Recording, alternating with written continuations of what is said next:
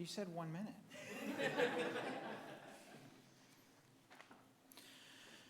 Good morning. I'm the Reverend Chris Moore. I'm lead pastor here at Fellowship Congregational United Church of Christ. I join with my colleagues today to make it clear that while we support the excellent educational opportunities that the Catholic community in this state have given our citizens, and that charter schools of all kinds enable, we cannot endorse the use of public funds for private religious education. Here is our statement, copies of which are available to you. One of the pillars promised in our Constitution is the freedom of religion. What makes that work in our community of many faiths and none at all is that we respect and protect that promise of real, inclusive religious freedom for each of us and our neighbors. This means our individual right to believe as we choose and live by those beliefs so long as it does not harm others. That includes opposing attempts to impose any one religious belief on the rest of us. Nowhere is this the case more so than in Oklahoma public schools. Every day last year, almost 750,000 children walked through our public school doors. This includes the doors of our charter schools, which by law are public schools and must also accept and serve all students. Each of those students deserves a public education free from religious indoctrination and discrimination based on who they or their family are. A move by the U.S. Supreme Court in the state of Oklahoma to allow the funding of St. Isidore of Seville Catholic Virtual School with taxpayer dollars would be disastrous for public school children and families both here and across the nation. It would force students into religious instruction and activities that violate the religious freedom of them and their families.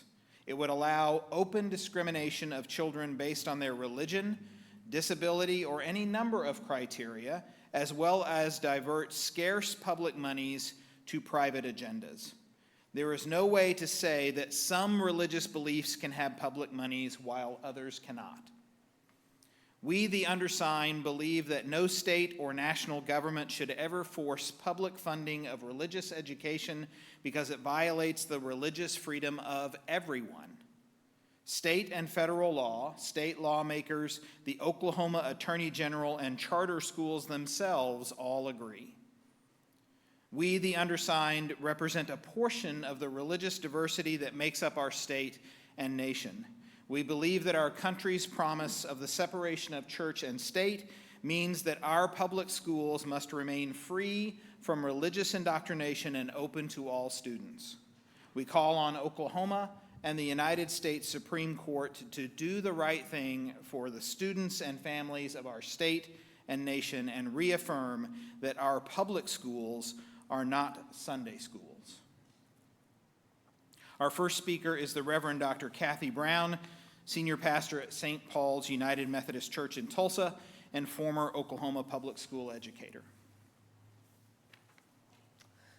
Good morning, and thank you for being here.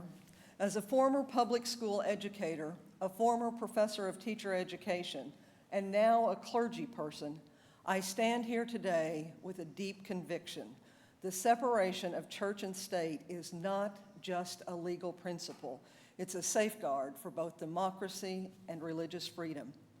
In my years of teaching in Oklahoma public schools and preparing future teachers, I saw firsthand how vital it is that our public education system remains a place where every student of every background, of every faith or no faith is treated equally.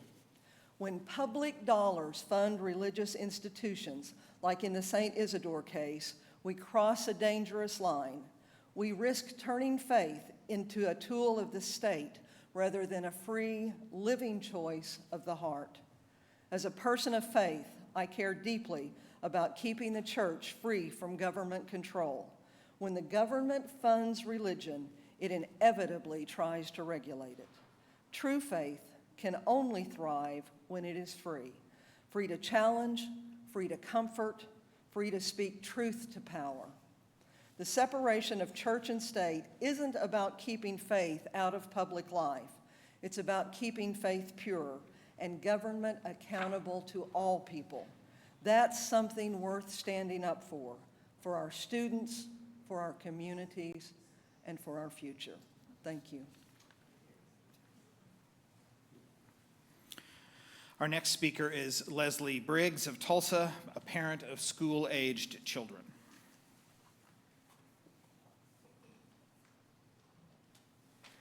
Good morning. It's a beautiful, rainy Wednesday in Tulsa, Oklahoma, and yet another incredibly consequential day for the United States Constitution. My name's Leslie Briggs. I'm the parent of two wonderful boys, one of whom has recently entered the public school system here in Tulsa. My wife and I are raising them without religious faith, but with a belief in divine inspiration and a spirituality that should drive them forward in how they treat others. This case before the United States Supreme Court, they may get it right or they may get it wrong, but the fight won't end.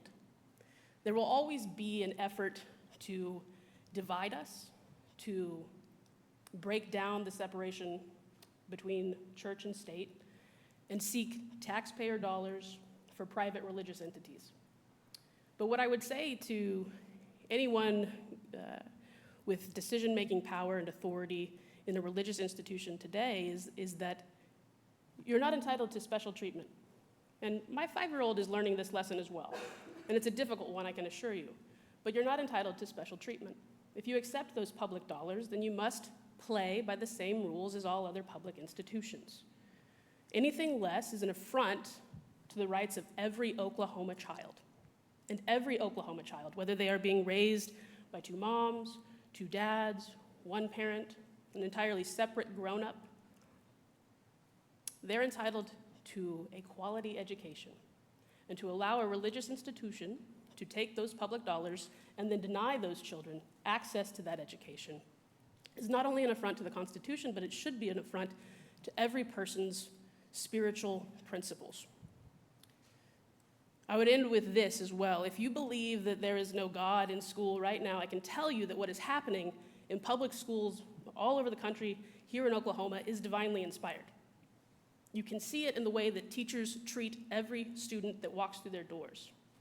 You don't have to believe in any particular God to know that that is true. You just need to go to a public school and volunteer some time. And that is what I would suggest to anyone who can hear this message today. Walk down to your neighborhood school, volunteer your time, and there you will find God. Thank you.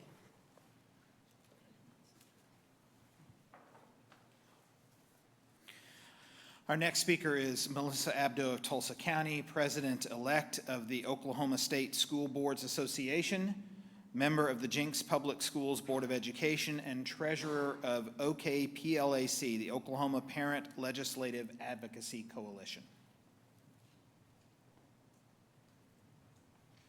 Thank you. Good morning. I have dedicated most of my adult life to advocating for public education in Oklahoma. I'm also Catholic, and I believe and care deeply about religious freedom in our state. Both of those things, public education and religious freedom, are at risk in Oklahoma and in our country if the United States Supreme Court allows the state to create the first public religious school. Opposing St. Isidore of Seville virtual Catholic school is not about discriminating against the Catholic faith. I am Catholic, and I oppose the forming of this school because it violates the fundamental religious rights and freedoms of all Oklahomans who will be forced to pay for the school, whether they're Catholic or not. As was mentioned, in my role as the president-elect of the State School Board Association and a local school board member, I hear from many, many parents throughout the year, and the overwhelming majority of parents tell me that public school parents say that they want to guide the religious education of their children in their homes and in their church. They do not want their government to force other people to pay for their children's religious education, just as they don't want to be forced to fund the teaching of religious doctrine they don't believe in. So as a member of the OKPLAC, the Oklahoma Parent Legislative Advocacy Coalition, I joined a lawsuit to challenge the creation of this charter school. I joined it to protect the religious freedom of all Oklahomans and ensure that our state's laws and our constitutions promise to ensure that public schools remain free and open to all students and that church and state remain separate. Thank you.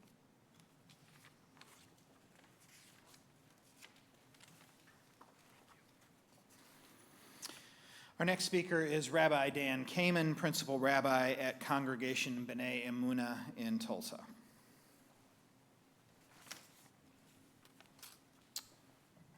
My name is Dan Kamen.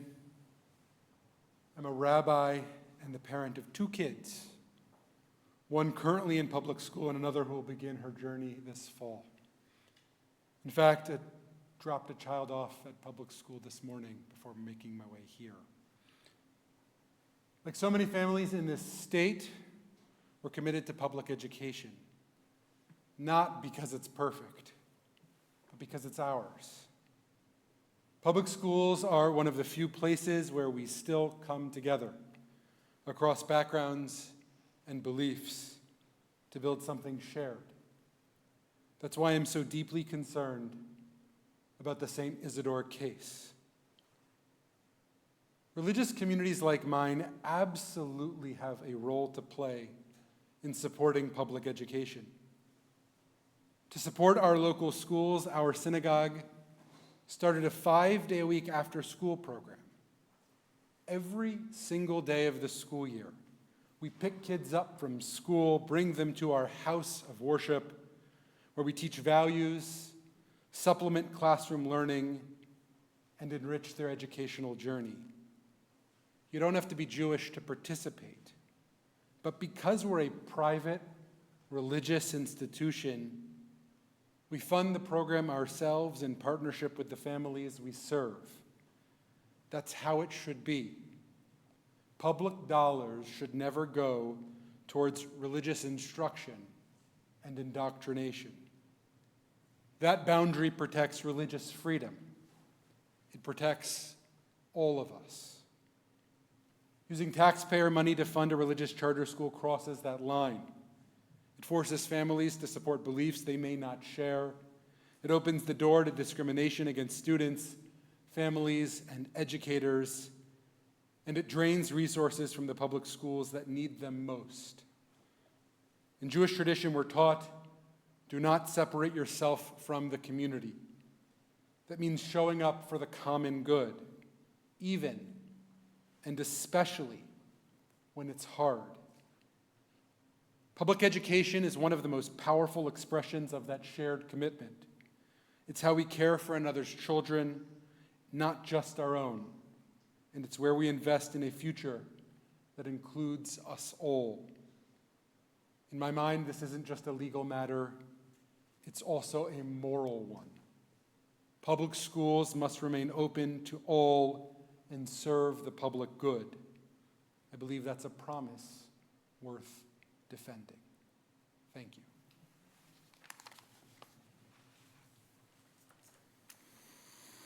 Our next speaker is Erica Wright of Cleveland County, founder and leader of the Oklahoma Rural Schools Coalition, and a parent of 3 children.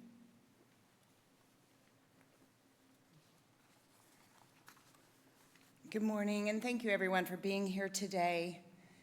My husband and I are devoted Christians who believe that it is our responsibility to decide how and when our children learn about religion.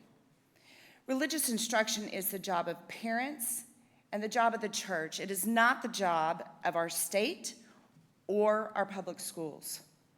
We currently have 2 kids attending public school in Oklahoma, and we chose to send them there because we want a quality secular education for our children. And most importantly, we want to entrust their religious education to our family and our trusted pastors. Make no mistake about it, this is an attempt to create a religious public school violates our religious freedoms as a family. But it also tramples on the religious freedom of every single Oklahoma taxpayer while diverting desperately needed resources away from our current public schools. Oklahoma's public schools are required to be open to all children and to be secular. And that's absolutely not the case with St. Isidore.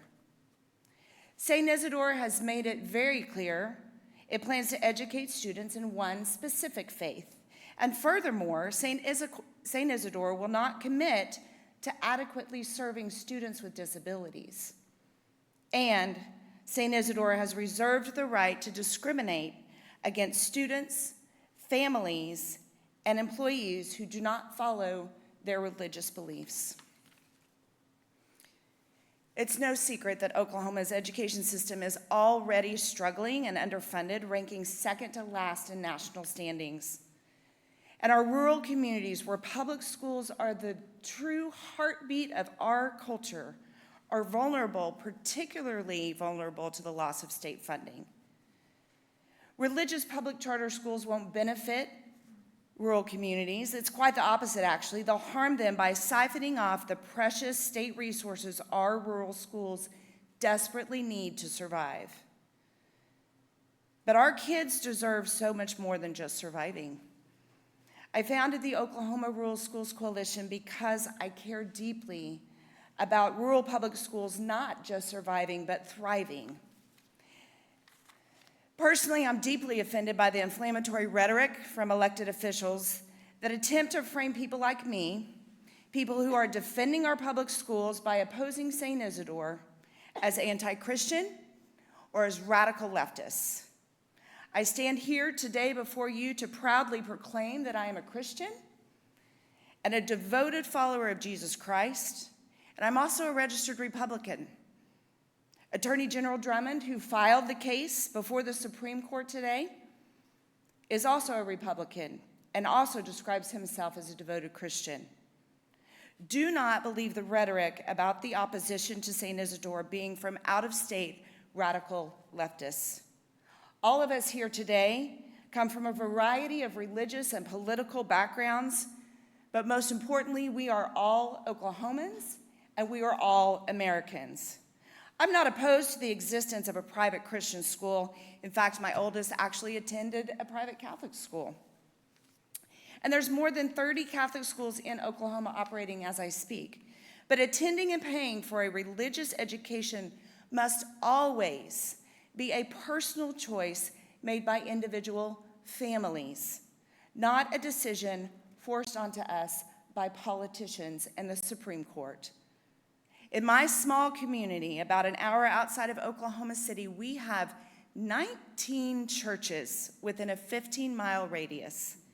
And they do a very fine job of providing spiritual education and ministering to our community for free and not on the back of the taxpayers of Oklahoma.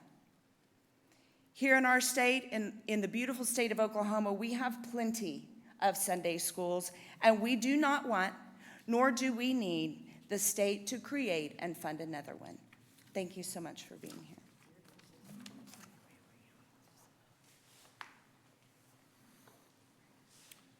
Our next speaker is the Reverend Olivia Lane, Senior Pastor at Southminster Presbyterian Church here in Tulsa.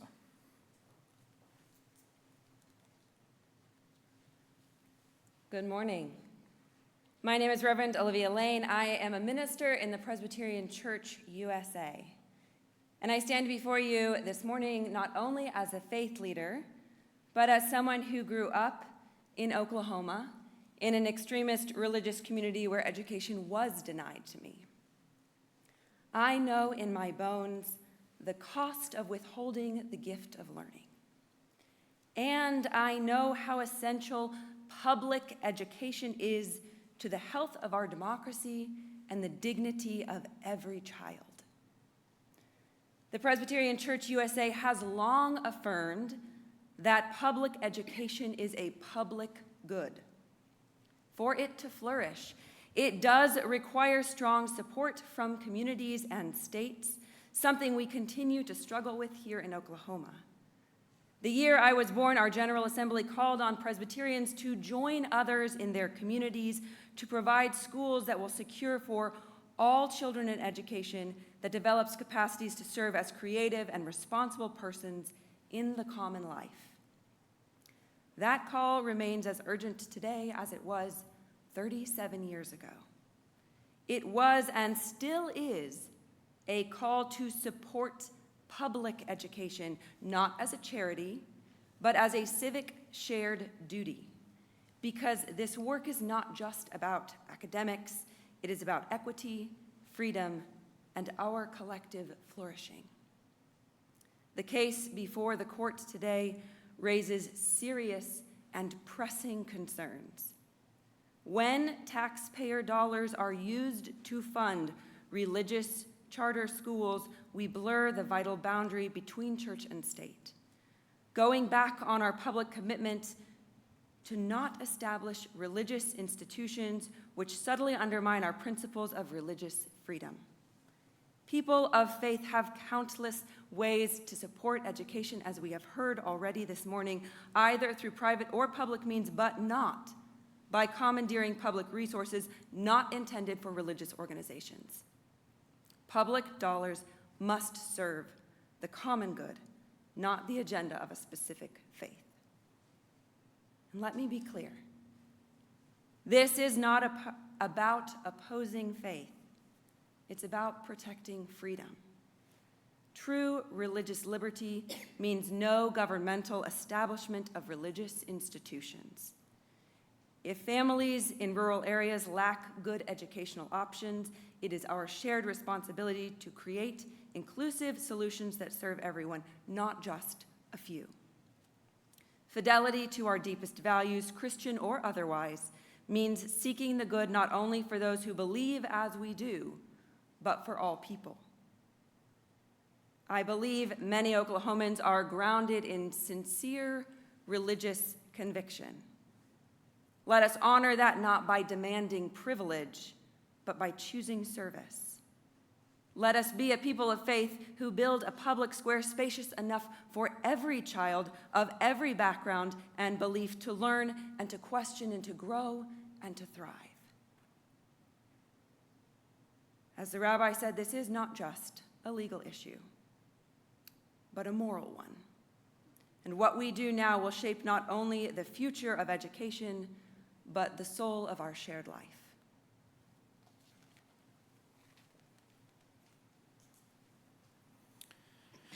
And finally, we hear from Luke Anderson, the litigation fellow for Americans United for Separation of Church and State.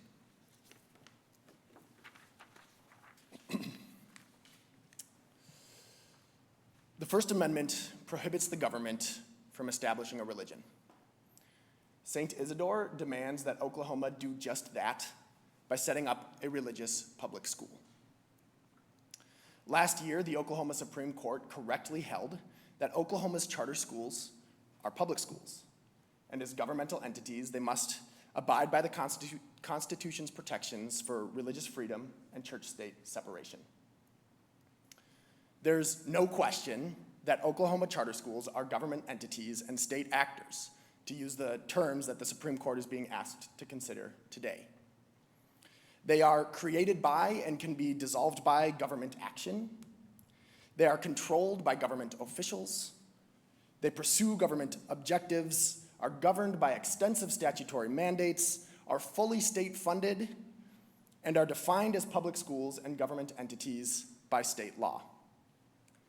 The First Amendment exists to protect people's rights from being violated by government entities like Oklahoma charter schools, not to give such entities a license to indoctrinate and to discriminate.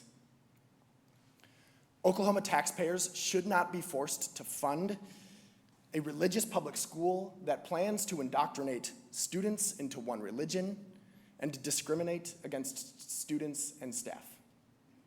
Converting public schools into religious schools would be a dangerous sea change for our education system.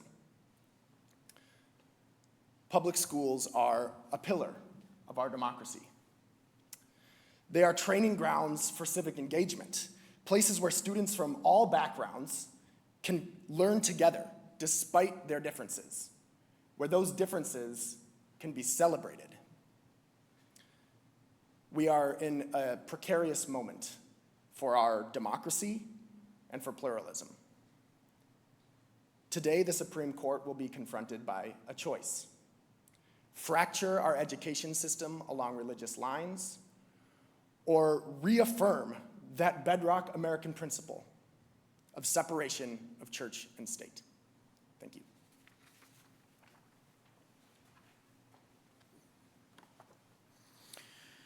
This concludes our press conference. We thank you very much for your time. Our speakers will be available for individual interviews. Thank you.